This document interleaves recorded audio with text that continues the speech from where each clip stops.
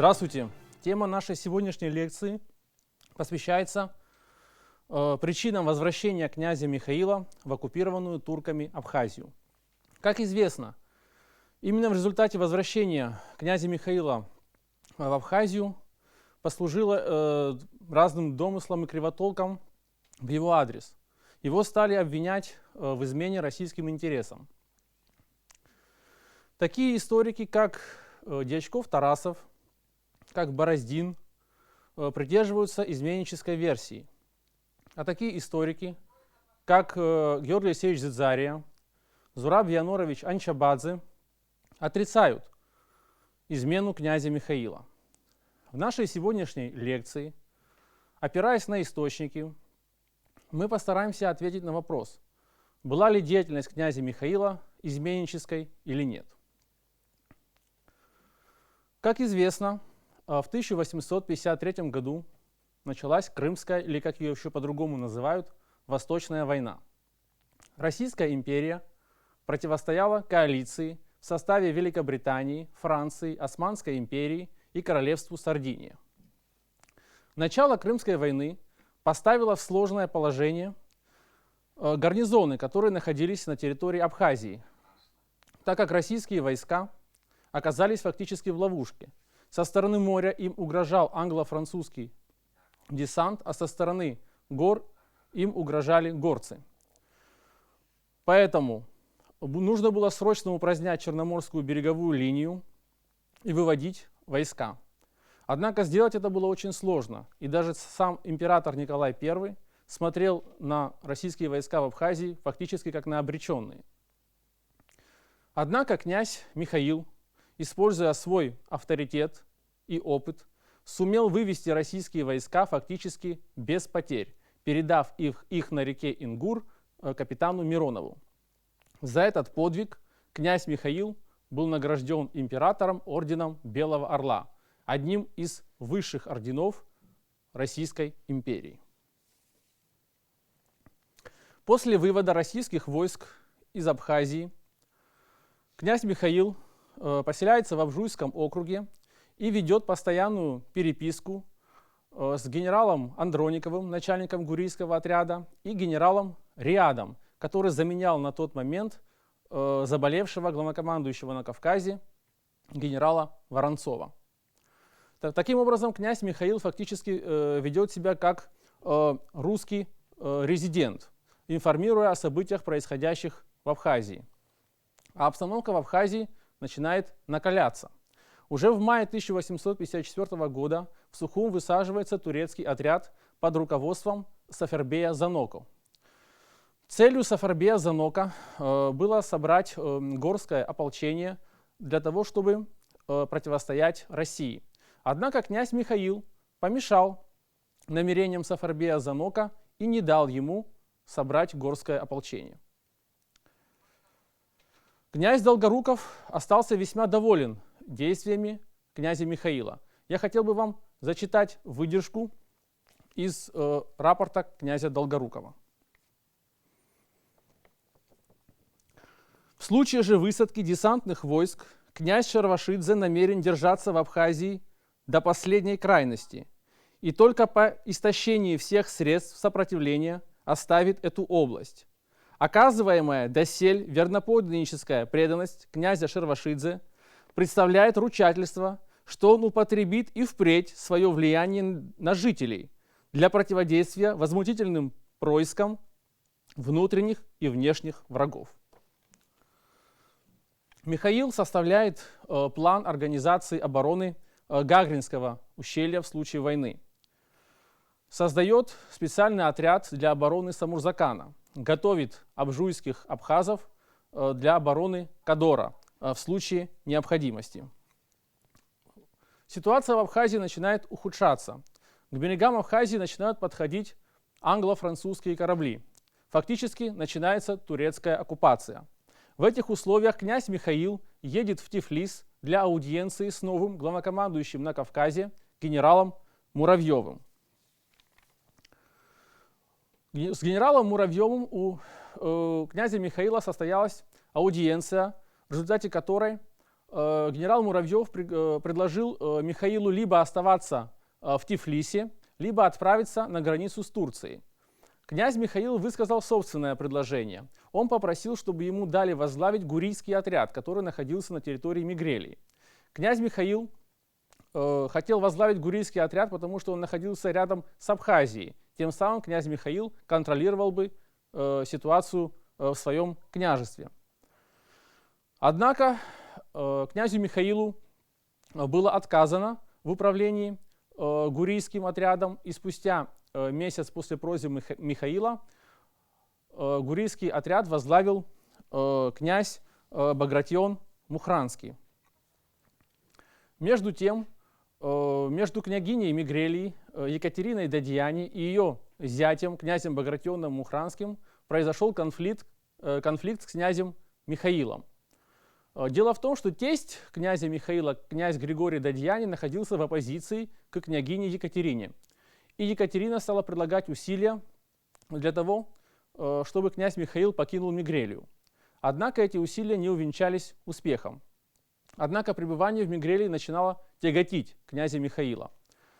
Скоро в Мигрелию прибыл генерал Риад.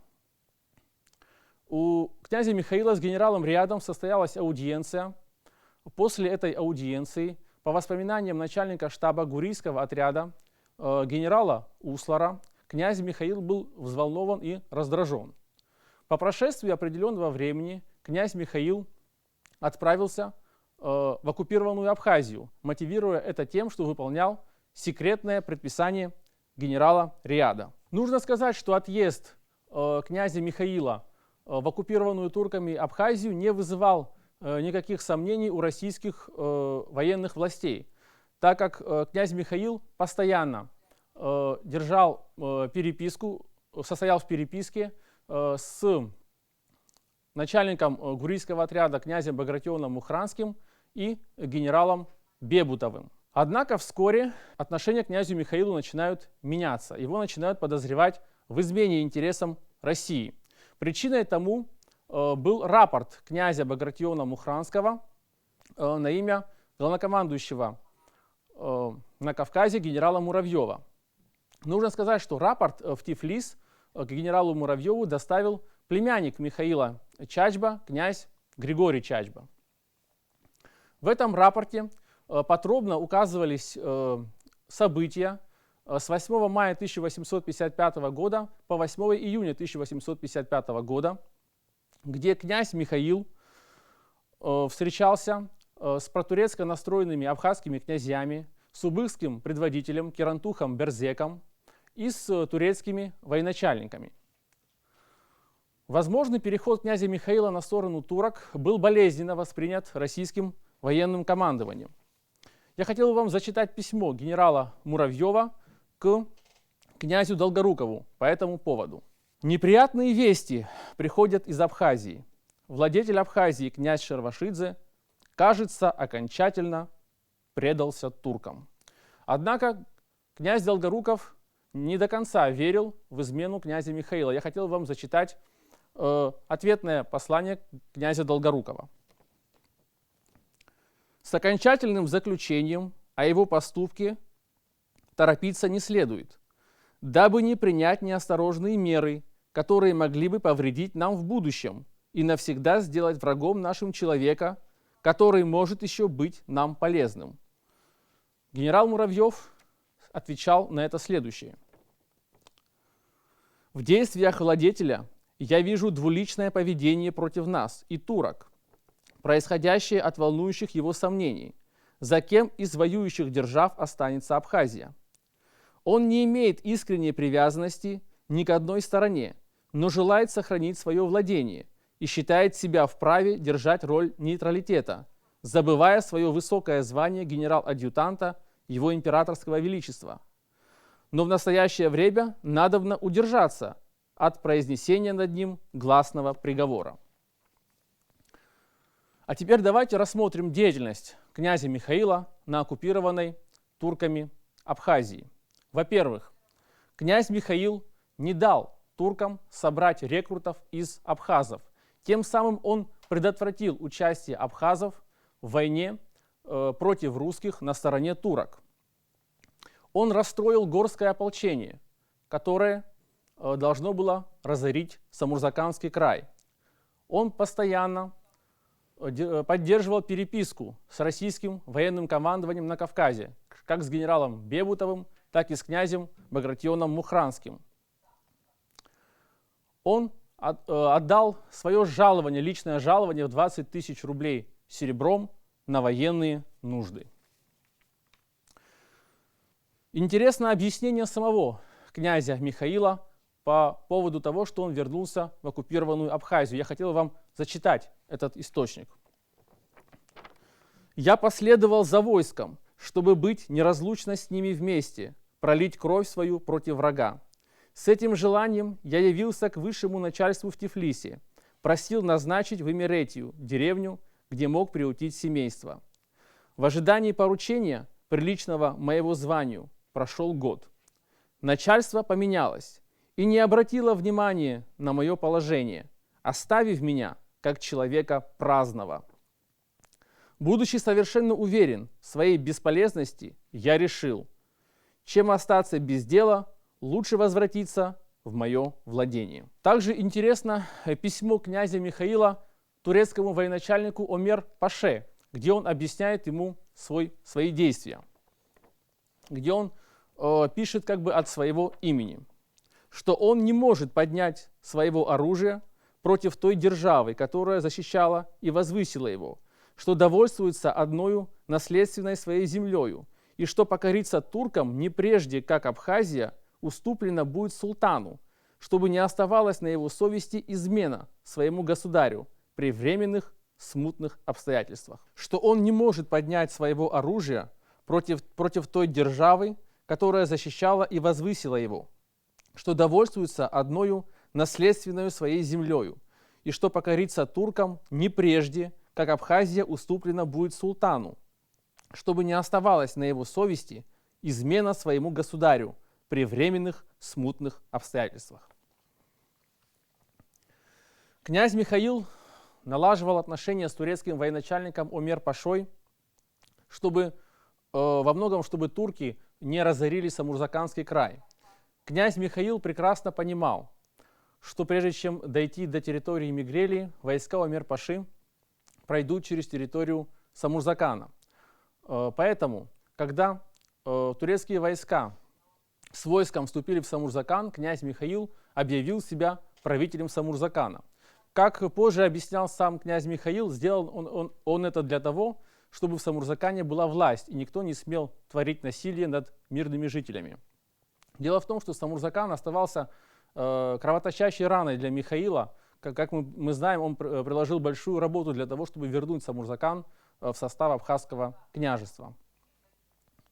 И даже русские князья в лице князя Долгорукова отдавали отчет, что во многом действие князя Михаила было связано именно с защитой Самурзаканского края. Однако уже после Ингурского сражения, когда Омер Паша разбил гурийский отряд и вошел на территорию Мигрелии, отношения между Омер Пашой и князем Михаилом начали портиться.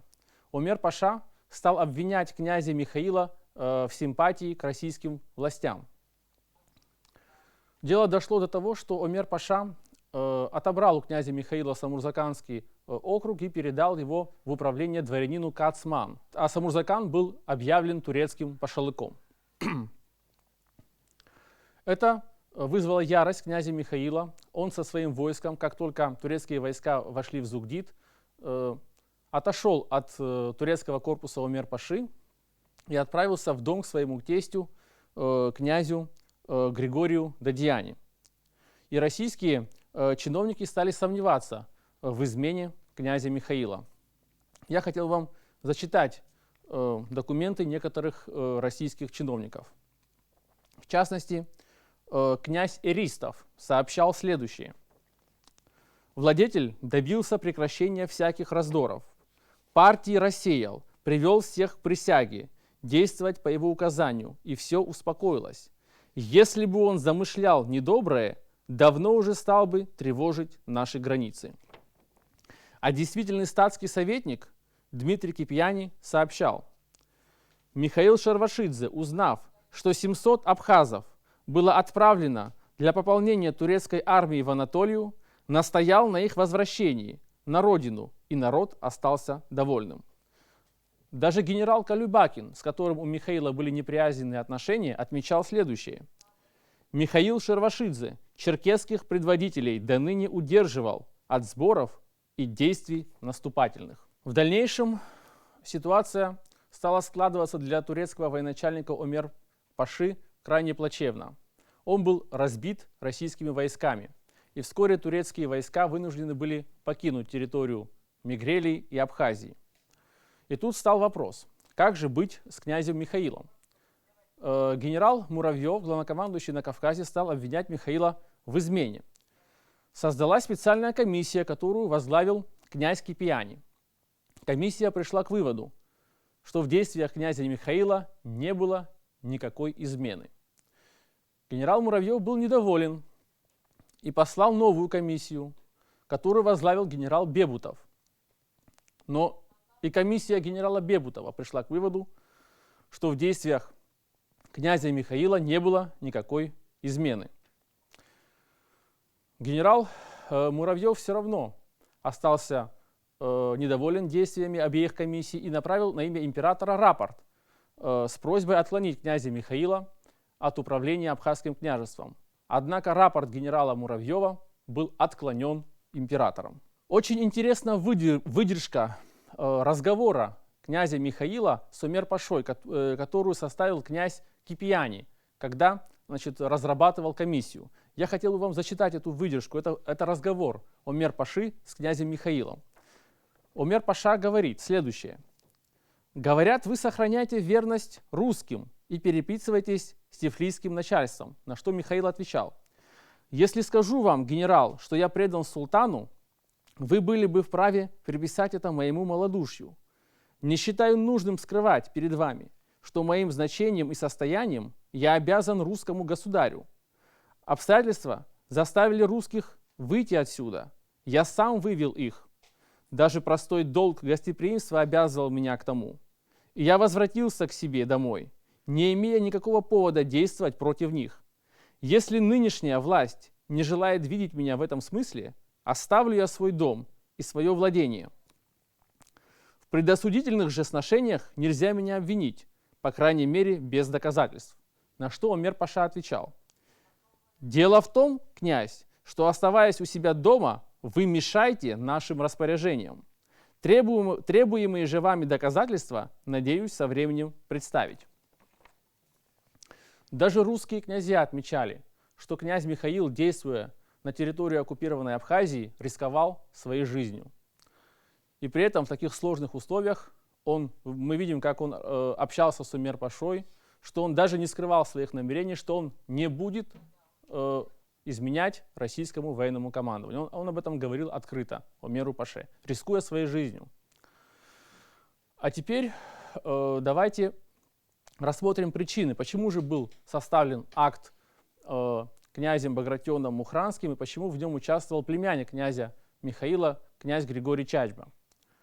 Начнем с князя Григория Чачба. Григорий Чачба был двоюродным племянником князя Михаила, и князь Михаил опекал и помогал ему. Однако у Григория была скрытая обида на князя Михаила, так как Григорий считал, что Михаил присвоил принадлежащие ему земли. Тут нужно учесть, что мать Григория Чачбы была родной сестрой мингрельского князя Ливана Дадияни. Как мы знаем, у князя Михаила были неприязненные отношения с князем Ливаном Дадияни. Что касается князя Багратиона Мухранского, то ситуация там была еще сложнее. Дело в том, что в свою юность князь Михаил добивался руки дочери князя Ливана Дадияни, княгини Нины Дадияни. Однако он получил отказ от ее отца Ливана Дадияни. Дело приняло неприятный оборот. В дело даже вмешался тогдашний главнокомандующий на Кавказе барон Розен. В итоге княгиню Нину Дадияни выдали замуж за князя Багратиона Мухранского. Но неприязненные отношения между князем Багратионом Мухранским и князем Михаилом оставались. Очень интересную оценку по этому поводу давал генерал Услар. Я хотел вам зачитать его отношение. «Возвратиться в Абхазию он не мог, не компрометируя себя в глазах нашего правительства.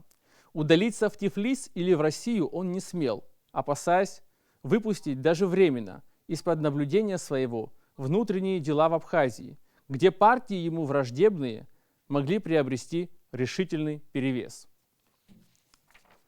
Князь Михаил, находясь еще в Бегрелии, вместе с тем находился в ежедневных отношениях с Абхазией, занятой турками.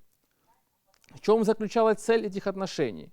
Быть может, известно было высшему кавказскому начальству, но в эти тайны не посвящены были ни князь Мухранский, ни княгиня Дадьяне. Секретное поручение, данное главнокомандующему владетелю, до сих пор остается секретом. Здесь нужно сказать, что то секретное поручение, которое дал князю Михаилу генерал Риат, действительно остается секретным фактически по сей день, потому что генерал Риат погиб в Крыму, сражаясь с англо-французскими войсками. То есть тот человек, который давал задание Михаилу, он погиб на фронте. Вот и человека, который мог бы оправдать князя Михаила, его просто не было в живых.